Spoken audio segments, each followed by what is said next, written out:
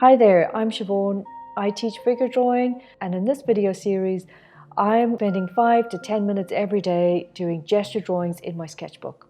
I'm working from the New Masters Academy YouTube channel where they've got videos with timed poses, and really I'm just spending a few minutes doing 1 minute or 2 minute poses. I hope you join me. If you do, please stick around and stay tuned for more videos of gesture drawing.